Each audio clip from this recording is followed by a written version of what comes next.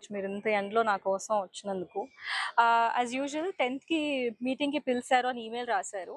10th మీటింగ్కి పిలిచారని ఏం email రాయలేదండి.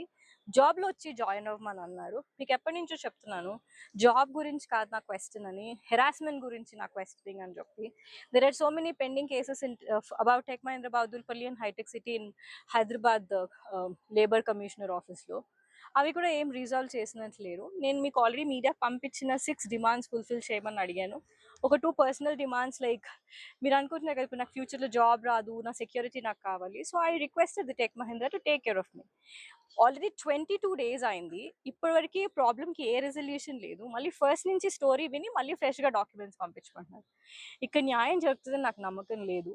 So 14th permission దొరికింది. అగైన్ ధర్నా చౌక్లో మేము ప్రొటెస్ట్ చేస్తున్నాం. And I will go on hunger strike now until people come down, respond.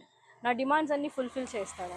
నా demands ఏంటి అని నేను ఒక చిన్న రిఫాఫర్ తయారు చేసి, small template has been prepared. ఇది నేను మీతో షేర్ చేస్తాను. ఖచ్చితంగా దాన్ని మీరు ప్రొజెక్ట్ చేయండి.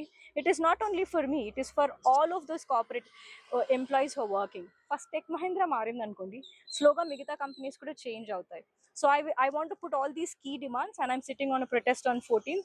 మీ హెల్ప్ నాకు చాలా అవసరం. Media has always been an extended support. Thank you so much. Thank you everybody who been supporting me, and especially media. మీకు పాపం లంచ్ అవర్స్ వదిలేసుకుని నా కోసం చాలా కష్టపడుతున్నారు. I feel I'm answerable to you people, you know. I'm so sorry, మిమ్మల్ని చాలా బాధ చేస్తున్నాను, but your help is needed. Thank you.